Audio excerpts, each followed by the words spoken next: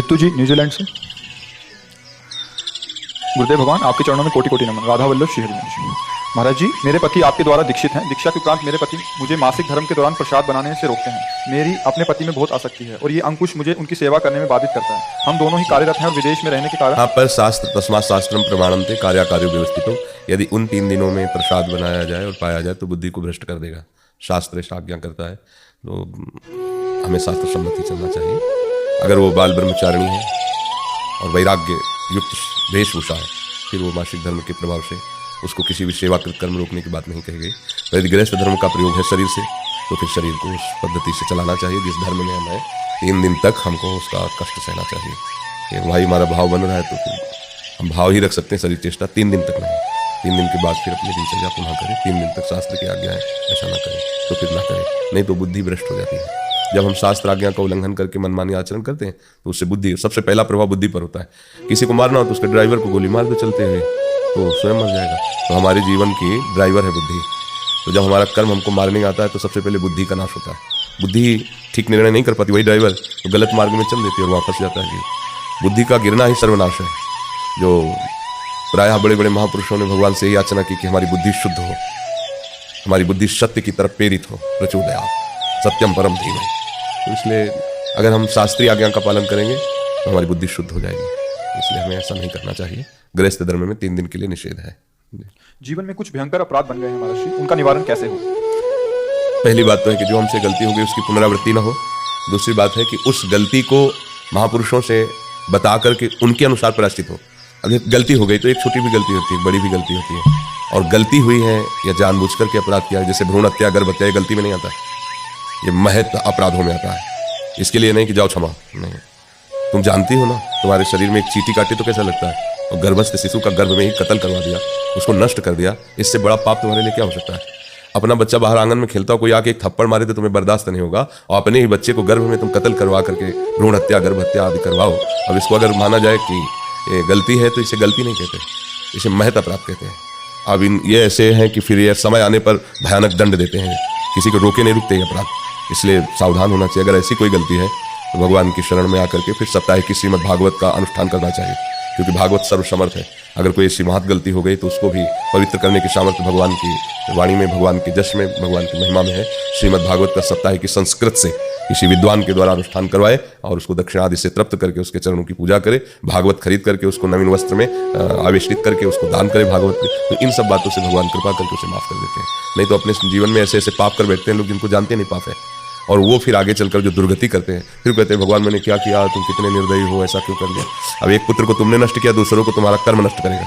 मैं भगवान एक ही लड़का था, तुमने छीन लिया, हाय हाय। उस समय हाय हाय नहीं आया जब गर्भस्थ मारा था। वो बेटी है, और बेटी के प्रति जो निकृष्ट भाव रखते हैं ना, उनको आँख खोल के देखना चाहिए कि अगर कोई भी परेशान, इनके ये सामने बैठे हैं, इनकी बेटी आई थी कि मैं अपनी किडनी इनको देना चाहती हूँ। भले बैठे हो इनके बेटे, हम जानते थे नहीं, अगर पास में भी होते तो एक बार भी नहीं कहा कि मैं दे दूंगा। अभी उस दिन हमें बताया कि वो लालू की किडनी बदी तो उसकी बेटी ने उसको किडनी दिया, तो हम कहा ये समझो भारतवासियों, समझो बेटी क्या चीज है। और माता पिता को लड़के निकाल दें तो एक ही जगह बचती है बेटी के यहाँ। बेटी ही ऐसी उदार होती है हृदय की, और उसी को नष्ट कन्या हटाओ, तुम्हारी बुद्धि भ्रष्ट हो गई है। तुम कहाँ से पैदा हुई? अगर कन्या ना होती, तुम्हारी माँ कन्या किसी की ना होती तो तुम कहाँ से आ जाते? कैसे? ये सृष्टि चक्र बहुत, मतलब ये गलतियां कुछ ऐसी भयानक गलतियां होती। अब जो नौजवान व्यभिचार प्रवृत्ति में अपनी प्रवृत्ति को लगा दिया और ऐसे ही कूड़ा करकट की तरह अपने जीवन को या दूसरों के जीवन को नष्ट करते हैं, तो ये जवानी स्थिर थोड़ी है।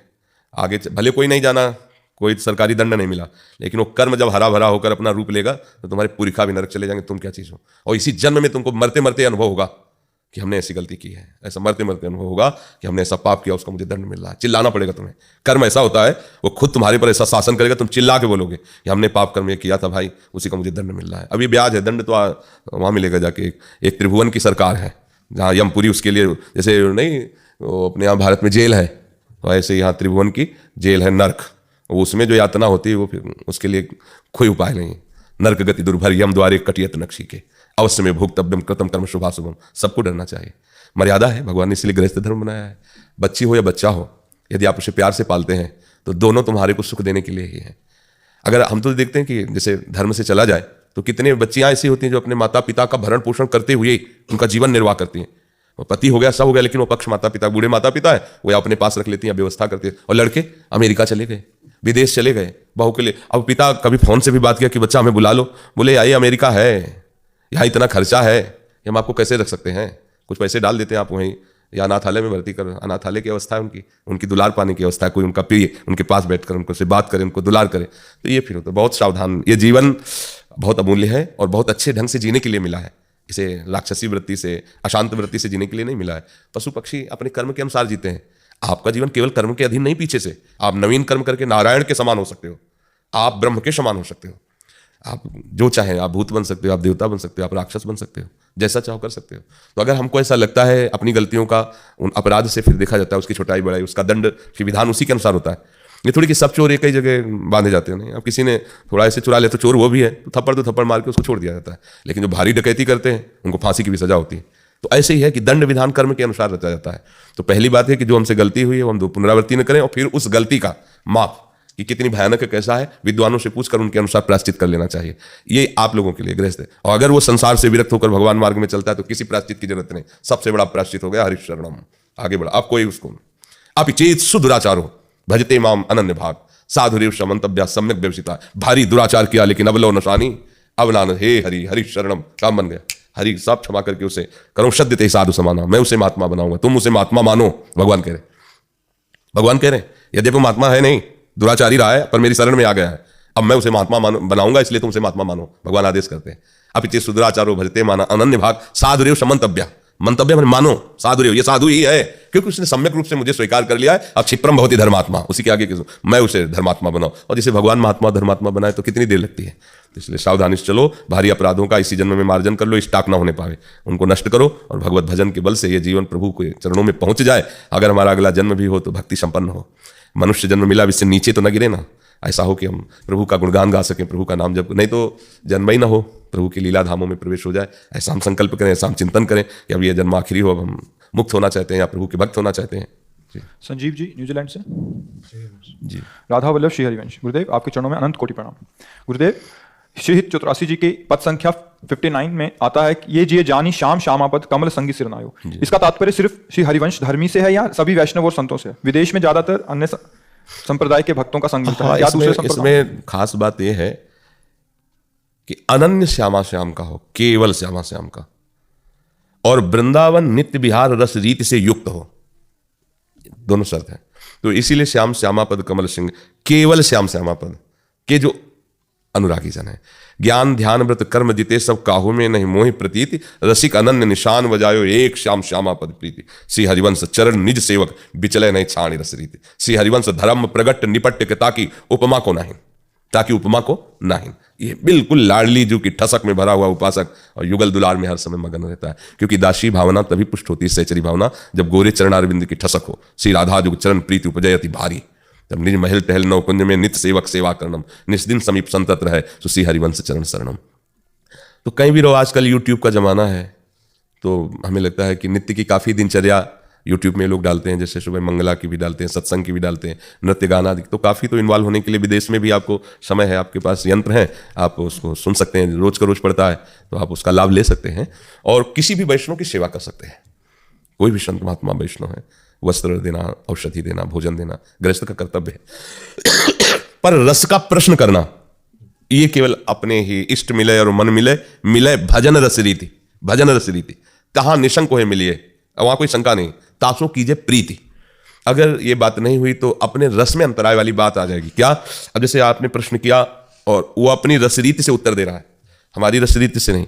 अगर हम उसमें तर्क कर देते हैं, अश्रद्धा कर देते हैं, तो वैष्णव का अपराध बनता है। और अगर उसे स्वीकार करते हैं तो अपनी गुरु परंपरा का त्याग हो जाएगा। इसलिए कहा गया है कि सेवा सत्कार सबका, लेकिन प्रश्न उत्तर और उपासना पद्धति अपने गुरुदेव से, अपनी नित्य विहार रस रीति से, तभी समझ में आएगा ना। अब जैसे अन्यत्र देखो, इतना समिटा नहीं गया है, सब उपासनाओं में सबका है।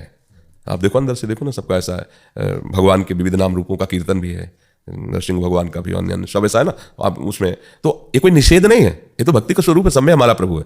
पर ये वृंदावन नित्य विहार रस है, इसमें रसना कटो जो अन्न रटो निरख अन्न फुटो नयन, ये एकदम अनन्यता का प्रेम रस का है। तो हम अनन्य तभी बनेंगे जब अनन्य मार्ग में चलेंगे।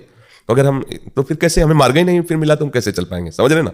हाँ, तो भले परदेश में पति रहता है, हम नहीं मिल पा रहे, तो हम दूसरे के से मनोरंजन नहीं कर सकते। हम इंतजार करेंगे अपने पति का, चाहे वो 10 वर्ष बाद मिले, हमारे मन का रंजन उसी से हो सकता है, दूसरे से नहीं। ये ऐसे हरिवंश पतिव्रत हैं जिनके सुख संपत्ति दंपति जो इनके, समझ पा रहे ना। हाँ, एक धर्मशीला नारी, ऐसा नहीं कि मेरा पति बाहर रह रहा है, वर्षों नहीं मिल रहा है तो हम मनमानी आचरण कर ले, नहीं। वो अपने मन को मारकर अपने पति के चिंतन में समय व्यतीत करती है। जब मेरा पति आएगा तभी, नहीं, अन्यथा नहीं। जैसे चातक स्वाति के बूंद को ही सीधे मेघ से लेता है, गंगा में भी मर जाए तो चोच नहीं डूबेगा। ये प्रिया प्रीतम का प्रेम रस कुछ ऐसा है, वृंदावन नित्य विहार का। जी विक्रम जी भोपाल से। जी राधा वल्लभ श्री हरिवंश।